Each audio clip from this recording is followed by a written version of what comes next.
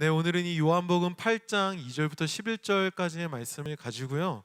세상에 쓸모없는 인생은 없다라는 제목으로 함께 하나님의 말씀을 나누어 보고자 합니다. 여러분, 우리는 지난주에 위로 첫 번째 시간으로 이제 아픔에 대해서 좀 나눠봤어요. 기억나시죠?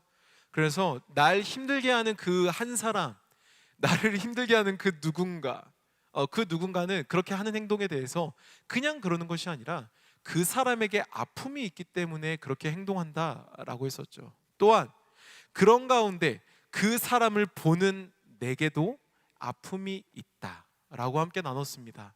그래서 우리 그런 가운데 우리 그리스도인들은 그런 사람들이 그냥 저 사람 아프구나, 저 사람 그냥 힘들구나라고 끝날 것이 아니라 그 아픔이 있는 우리가 함께 모여서 하나님 앞에 그 아픔을 드러내고 그 하나님 앞에 우리가 함께 그 아픔을 이렇게 품어야 한다라고 지난주에 함께 말씀을 나눴습니다. 그래서 오늘은 우리 위로 두 번째 시간으로 조금 포괄적으로 느껴질 수도 있는데요, 인생에 대해서 한번 좀 고민해 보고 싶습니다. 여러분들께 한번 질문해 볼게요. 여러분들 한번 생각해 보세요. 여러분들은 여러분들의 그 인생이 이렇게 어떻게 좀 만족스러우십니까? 뭐 짧으면 뭐 20년 정도 되고 뭐 많으면 그 이상이 되실 건데, 지금까지 살아오신 여러분들의 인생 좀 어떻게 만족스러우세요? 한번 표시를 끄덕이는 청년들 보였어요. 오, 좋습니다. 네, 만족스러우신 분들도 있을 거예요. 하지만 반대로 조금 내 인생 좀 아쉬운데? 뭐라고 좀 불만족스러워 하시는 분들도 계실 수 있어요. 그런데 생각해 보면요, 여러분, 이 인생이라는 거는 그냥 인생, 딱 이 단어로만 보면 너무나 이렇게 크고 뭔가 멀게 혹은 너무 웅장하게 느껴지는 면도 없지 않게 있지만요, 잘 생각해 보세요. 이 인생이라는 개념은 사실 하루하루 살아낸 이야기들이 이렇게 긴 시간 동안 쌓여져 만들어진 개념이죠. 그렇죠? 인생을 너무 이렇게 거창하게 생각할 필요는 없을 것 같아요. 인생은 그냥 우리가 이렇게 하루하루 이렇게 조금씩 그 이야기들이 쌓여진 내용이 바로 인생이라는 거죠. 그래서 다양한 이야기가 담긴 그 시간을 돌아보며 우리는 한번 생각해 봐야 된다는 거예요. 여러분들이 살아왔던 그 시간들을 쭉 생각해 보면서 한번 생각해 보자는 거죠. 뭐를요? 네. 여러분들의 인생은 만족스러우십니까? 좀 여러분들의 인생 뭐 지금까지 보면 좀 이렇게 성공한 인생 같으세요? 네, 여러분, 어쩌면 이 인생의 만족을 이렇게 판단하는 근거는 여러 가지가 있을 거예요. 그렇죠? 그런데 우리가 사는 시대에서는, 우리가 사는 이 어떤 세상의 흐름 속에서는요, 인생을 만족했다, 인생을 불만족스럽다, 뭐 이렇게 판단하는 근거가 여러 가지가 있지만 그 중에 크게 두 가지를 꼽는 것 같아요. 첫 번째는 뭐냐면 성취를 해야 인생이 이렇게 좀 만족스럽다. 그리고 또 두 번째는 뭐냐? 소유. 내가 뭐 이런 걸 좀 가졌어. 뭐 소위 나는 내 집을 장만했어. 난 내 통장에 얼마를 소유했어. 라는 식이죠. 그래서 우리가 살아가는 시대에는 인생의 만족을 평가할 때에 크게 이 두 가지로 평가하는 경향이 있다는 겁니다.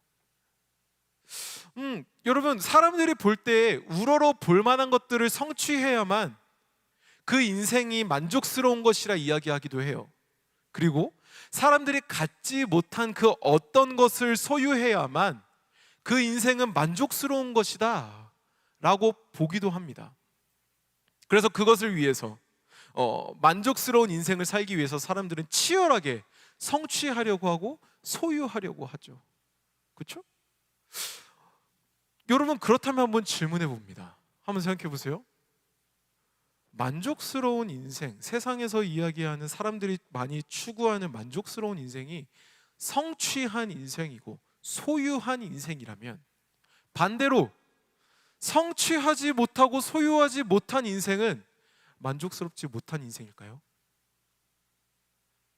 어떠세요? 남들이 이루지 못한 것을 나도 이루지 못했고, 남들이 갖지 못한 것을 나도 갖지 못했다라면, 혹은 갖지 못한 것조차 아니라 생각조차 못했다면 그 인생은 소위 실패한 인생일까요? 쓸데없는 쓸모없는 인생일까요? 그런 면에서 저는 여러분들에게 다시 한번 질문해 봅니다. 여러분들은 여러분들의 인생이 만족스러우십니까? 혹은 불만족스러우십니까?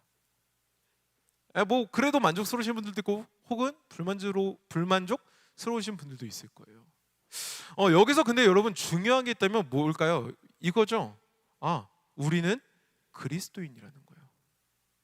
그리스도인은 성취와의 소유로 인생을 평가하는 사람들이 아니에요.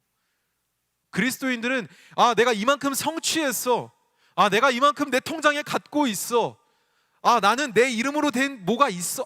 이런 걸로 인생을 평가하는 사람들이 아니라는 거예요. 그리스도인은요, 소유, 성취 이런 걸로 인생의 만족과 불만족을 좌우하는, 평가하는, 만약에 그런 모습이 있다면 그건요, 여러분 잘못된 모습이에요. 틀린 모습입니다. 틀린 기준을 가지고 그 인생을 평가하고 있다는 거예요. 그렇다면 도대체 그리스도인인 우리가 사는 인생은 어떻게 사는 인생일까요? 뭐가 그리스도인들이 이야기하는 인생은 뭘까요? 그리고 그리스도인들은 어떻게 살아야 하는 게 바른 인생이고 바른 인생관일까요? 우리는 이걸 고민해 봐야 돼요. 그냥 시간 흐르는 대로 사는 것이 아니라 내가 사는 이 인생, 한 번뿐인 이 인생 어떻게 살 것인가 라는 거죠. 오늘 우리는 요한복음에 등장하는 한 스토리를 살펴보면서 우리의 인생에 대해서 좀 같이 고민해 보고 싶습니다. 우리가 살아가고 있는 이 인생을 우리는 어떻게 생각해야 하는가? 또한 그 인생을 살아가는 우리는 무엇을 추구하며 살아가야 하는가? 함께 말씀을 통해서 인생에 대해서 좀 고민해보고 알아가는 시간을 함께 가져보고자 합니다. 먼저 오늘 본문이었던 요한복음 8장 2절부터 5절까지의 말씀을 우리가 한 목소리로 같이 읽어보도록 할게요. 요한복음 8장 2절부터 5절 한 목소리로 읽겠습니다. 시작. 아침에 다시 성전으로 들어오시니 백성이 다 나오는지라 앉으사 그들을 가르치시더니 서기관들과 바리새인들이 음행 중에 잡힌 여자를 끌고 와서 가운데 세우고 예수께 말하되 선생이여 이 여자가 간음하다가 현장에서 잡혔나이다. 모세는 율법에 이러한 여자를 돌로 치라 명하였거니와 선생은 어떻게 말하겠나이까? 아멘.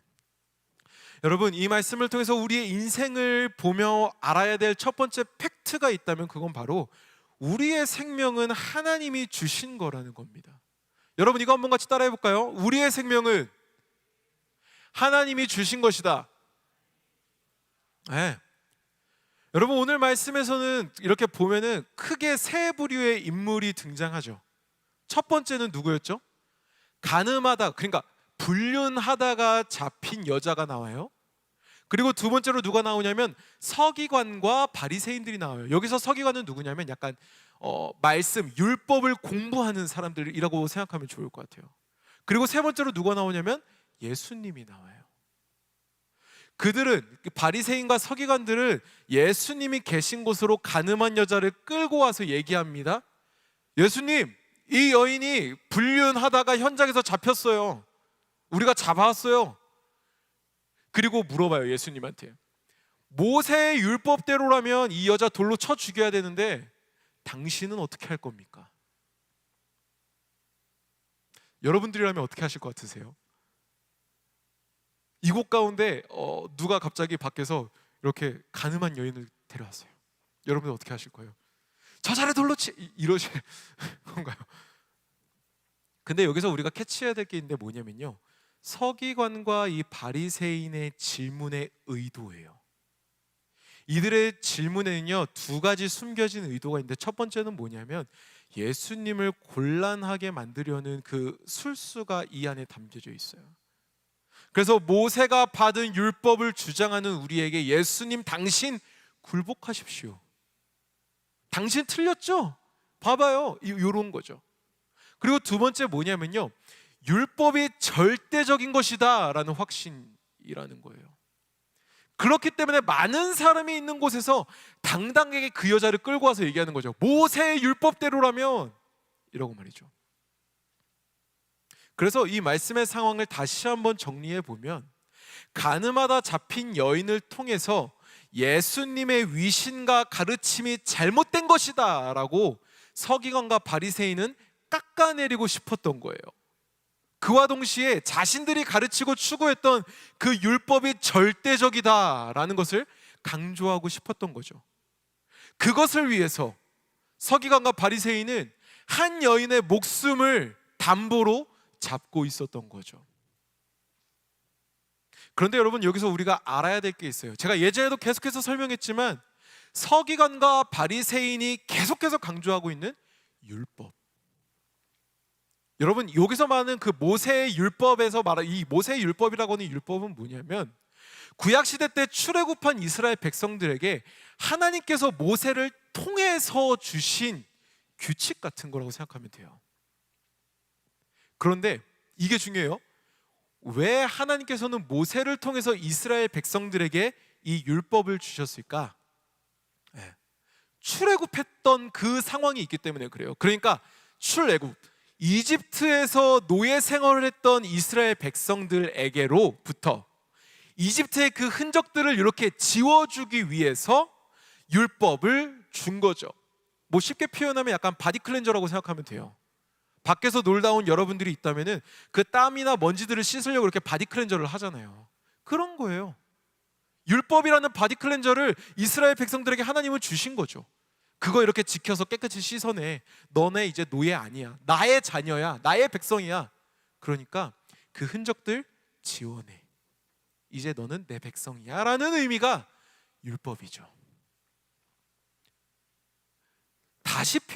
다르게 표현하면 율법은요, 백성을 심판하고 정죄하며 죽이기 위해 있는 요소가 아니라 그들을 살리기 위해 있는 요소가 율법이라는 거예요. 그래서 율법을 통해서 그들을 하나님의 백성으로 살게 하기 위해 만드신 게 율법인데, 서기관과 바리새인들은 누군가를 판단하고 정죄하고 죽이려는 용도로 그러한 도구로 사용하고 있었던 거죠. 그래서 율법을 기준으로 자신들이 맞고 우리가 의로우니까 너희는 이걸 지켜 라고 주장하고 있던 게 오늘 말씀에 나오고 있는 서기관과 바리새인들이라는 거예요.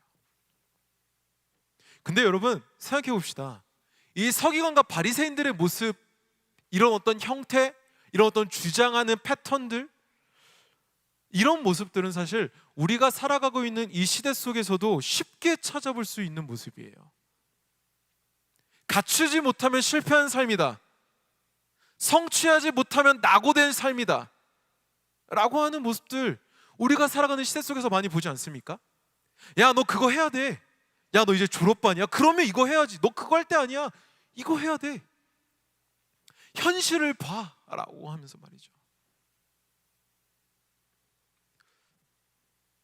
그런 음성 속에서 우리는 어떻게든 갖추려 하고 어떻게든 성취하려 아둥바둥하면서 사는 그런 모습들이 이 시대 속에서 너무 쉽게 찾아볼 수 있다는 거예요. 그렇다면 저는 여기서 한 번 더 질문합니다. 갖추지 못하고 성취하지 못한 그런 인생은 실패한 인생입니까? 남들이 봤을 때 낙오되었다 보여지는 저 인생, 그 인생은 쓸모없는 인생일까요? 삶의 가치가 없습니까? 뭐 소위 잉여 인간입니까? 아니라는 거예요. 아니라는 거예요. 그렇지 않다는 겁니다. 여러분 기억하십시오. 우리는요, 우리 하나님이 지으신 인간들은요, 성취하기 위해 만들어진 존재, 갖추기 위해서, 무엇을 소유하기 위해서 사는 그런 존재가 아니에요. 성취를 위해 사는 존재가 아니고요, 소유를 위해서 사는 존재가 아니에요. 하나님이 생명을 선물로 주셨기 때문에 사는 존재가 우리들이라는 거예요.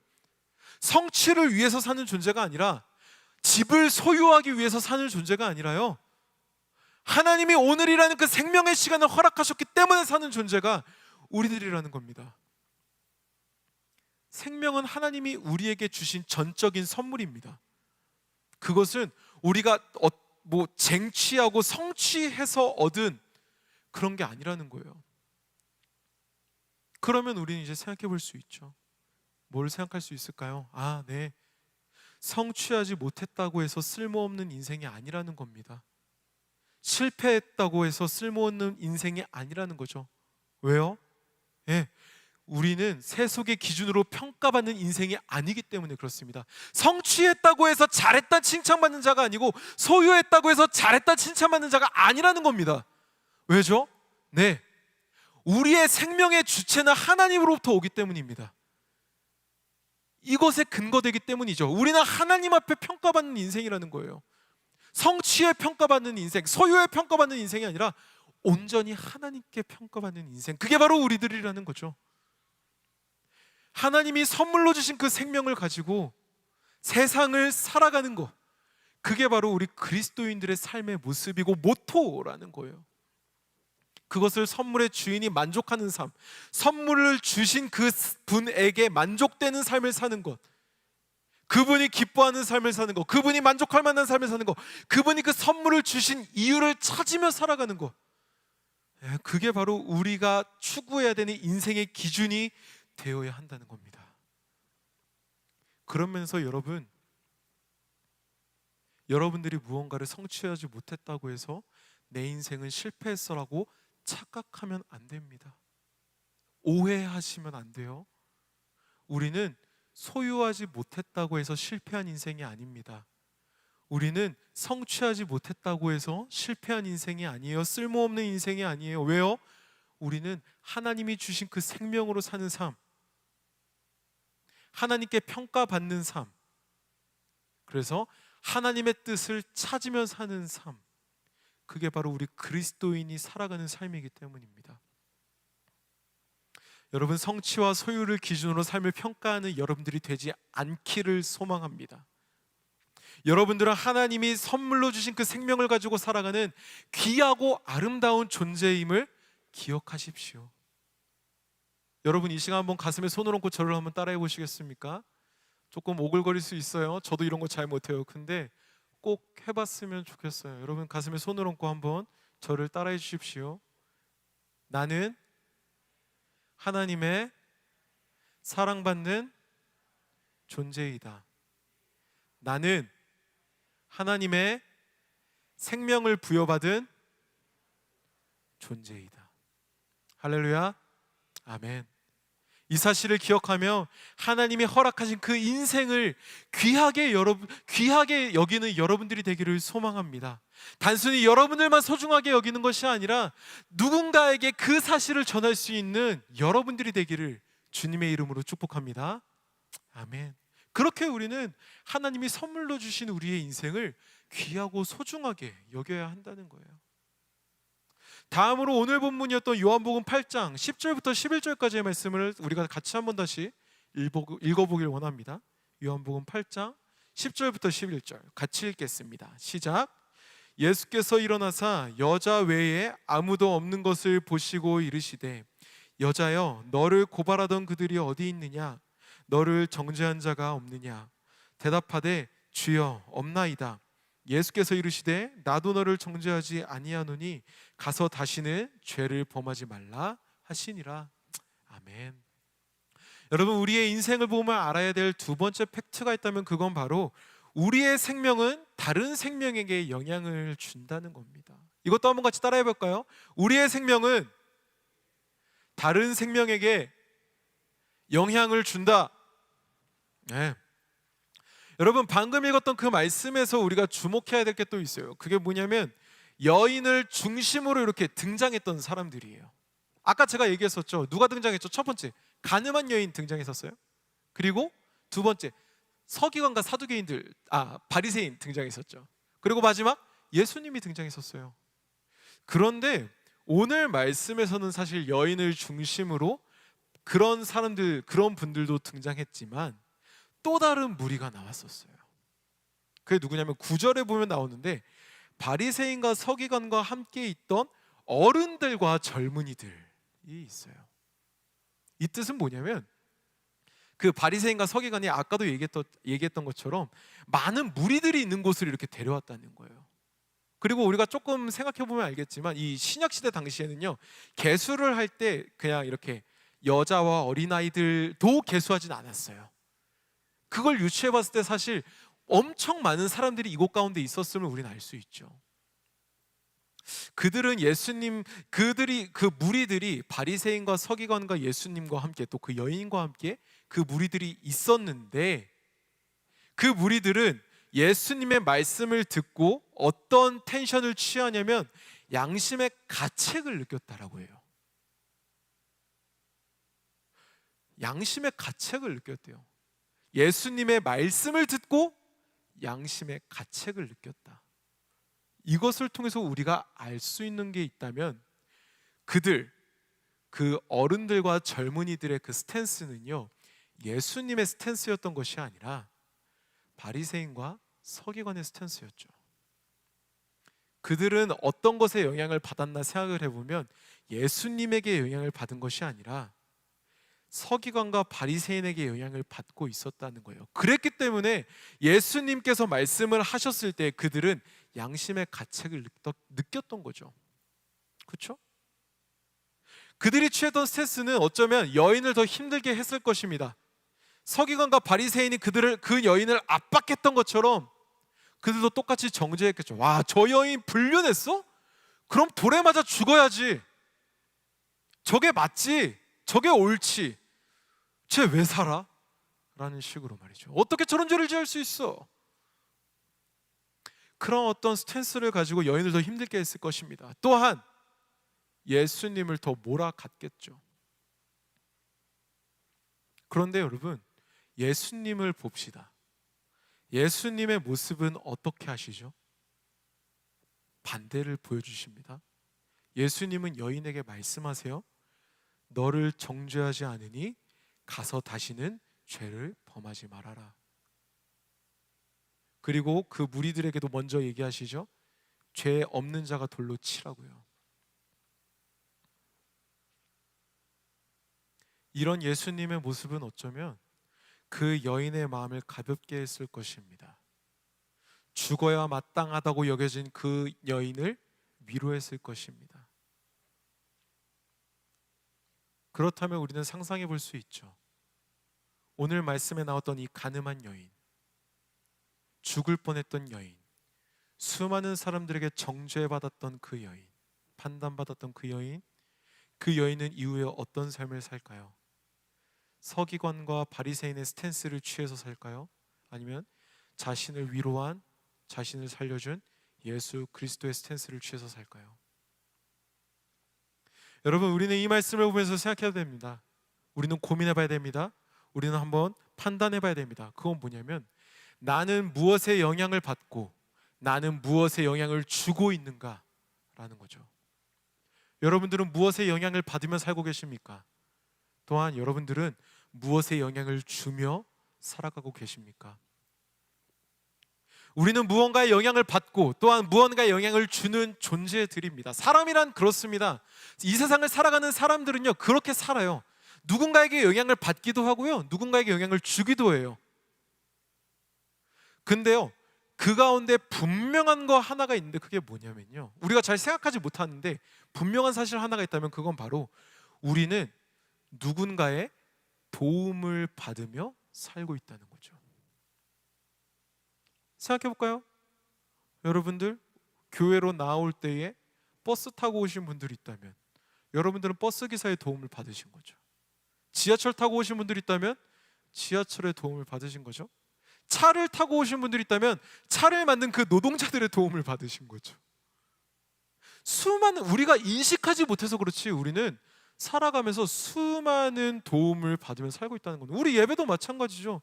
우리가 기쁘게 찬양을 할 수 있도록 우리 찬양팀의 도움을 받는 거예요. 우리가 이렇게 자막을 통해서 예배할 수 있도록 우리 방송팀의 도움을 받고 있는 거예요.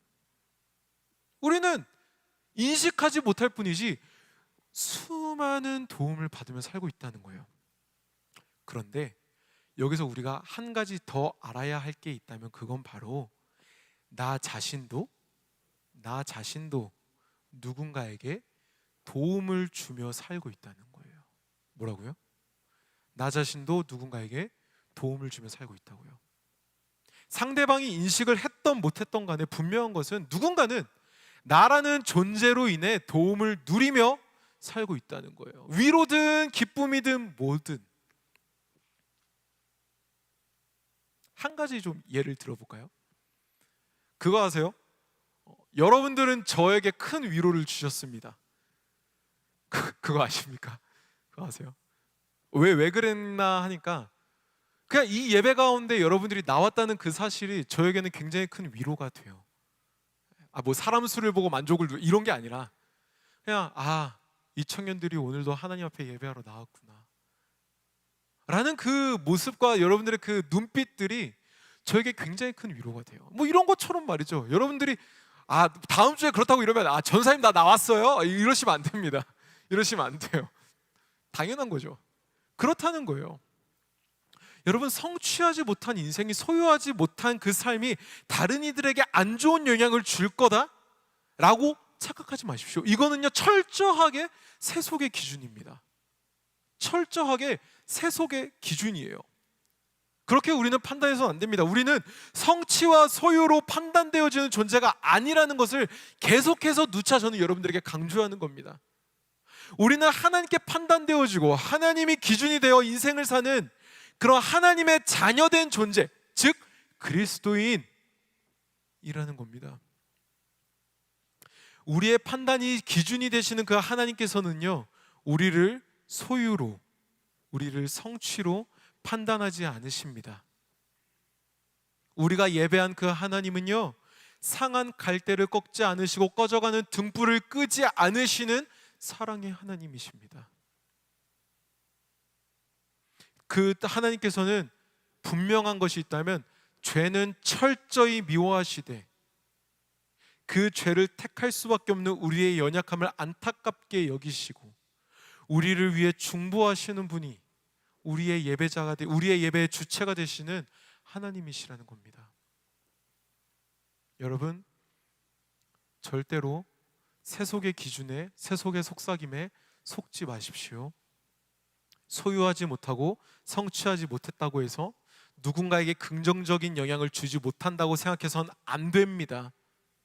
절대로 안 돼요. 세속의 기준과는 달리 소유와 성취와는 상관없이 하나님이 정성 들여 지으신 가치 있는 소중한 존재, 그게 바로 여러분들이라는 겁니다. 기억하십시오. 여러분들은 하나님이 주신 생명으로 살아가는 그 존재입니다. 그 가치관을 기억하고 마음의 기준으로 삼을 때 우리는 살아내게 됩니다. 뭐를요?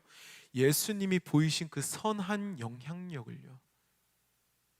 성취를 기준으로 살지 않고 소유를 기준으로 살지 않고 오직 예수 그리스도를 기준으로 살 때에 우리는 흘려보낼 수 있다는 겁니다. 갖지 않아도 흘려보낼 수 있어요. 뭐 성취하지 못해도 살 수 있어요. 뭐를요? 선한 영향력을요. 우리에게 부어주신 하나님의 그 사랑을 우리가 흘려보낼 수 있다고요. 하나님의 사랑이란 그런 겁니다. 성취하지 않아도 주시는 게 하나님의 사랑이에요. 소유하지 않아도 주시는 게 하나님의 사랑입니다. 그 사랑을 우리는 흘려보낼 수 있다는 겁니다. 그 흘려보내는 삶을 사는 게 우리 그리스도인이라는 겁니다. 여러분들의 가치를 기억함으로 선한 영향력을 흘려보내는 여러분들이 되기를 주님의 이름으로 축복합니다. 그래서 가치를 모르는 이들에게 그 가치를 알려주고 그렇게 선한 영향력을 통해 하나님의 위로를 흘려보내는 여러분들의 인생이 되기를 주님의 이름으로 축복합니다. 할렐루야, 아멘. 여러분, 오늘 우리는 이 요한복음의 말씀을 통해서 우리 인생을 보면서 알아야 될 두 가지 팩트를 좀 나눴어요. 첫 번째는 뭐였냐면 우리의 생명은 하나님이 주신 거라고 했어요.